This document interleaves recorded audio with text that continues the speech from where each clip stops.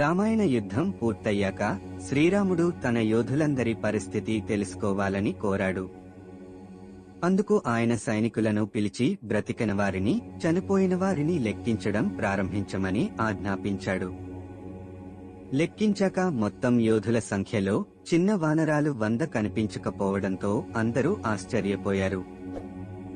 వాస్తవానికి ఆ 100 వానరాలు యుద్ధభూమిలో ఉన్న 1 గంటలో చిక్కుకునుండిపోయాయి. అందరూ ఆ వానరాలను వెతకడం ప్రారంభించారు.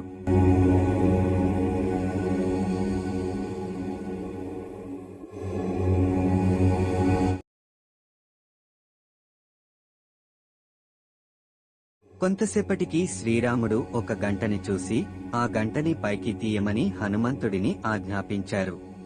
హనుమంతుడు తన తోకను ఉపయోగించి గంటను పక్కకు జరిపి వానరాలను బయటకు తీశాడు.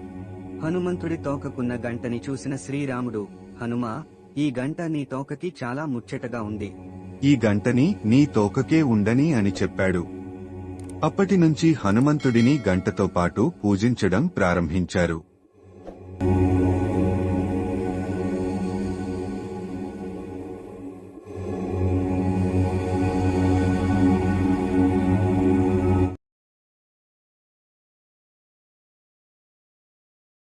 ఒకరోజు సీతాదేవి తన నుదుటిపై సింధూరం ధరిస్తుండగా హనుమంతుడు నుదుటిన సింధూరం ఎందుకు ధరిస్తున్నావమ్మా అని అడుగుతాడు.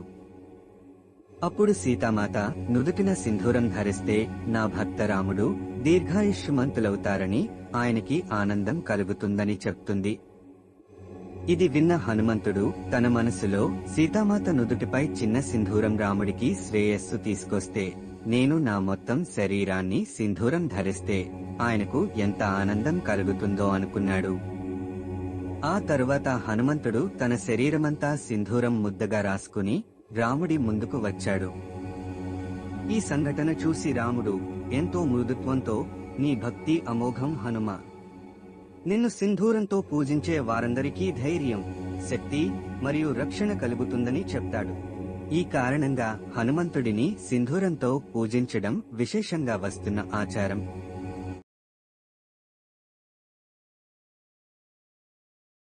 రామాయణం సుందరకాండలో సీతాన్వేషణలో హనుమ లంకా పట్టణాన్ని మొత్తం వెతుకుతాడు. అయితే సీతామాత జాడ తెలియకపోవడంతో హనుమ తీవ్ర నిరాశకు గురవుతాడు. సీతామాత లేనిదే నా రామయ్య జీవించలేరు. సీతమ్మ జాడ తెలుసుకుని వస్తానని నా రామయ్యకి మాటిచ్చాను. నేను ఇప్పుడు ఆయనకి నా ముఖం ఎలా చూపించను అని తనలో తాను దుఃఖిస్తుంటాడు. తీవ్ర నిరాశలో హనుమ, నేను ప్రాణత్యాగం చేయడం తప్ప మరో మార్గం లేదేమో అని ఆలోచిస్తాడు. ఈశ్వరుడు ఇచ్చిన ప్రాణాన్ని తీసుకునే హక్కు నాకు లేదు, సమస్య సృష్టించిన ఆయనే పరిష్కారం చూపిస్తాడు అని ధైర్యం చెప్పుకుని అశోకవనాన్ని చూడలేదు కదా అని వెతకడం మొదలు పెడతాడు. అశోకవనంలో సింసుపా వృక్షం కింద సీతామాత కనిపించగానే హనుమ ఆనందంతో ఉప్పొంగిపోతాడు. జై శ్రీరామ్.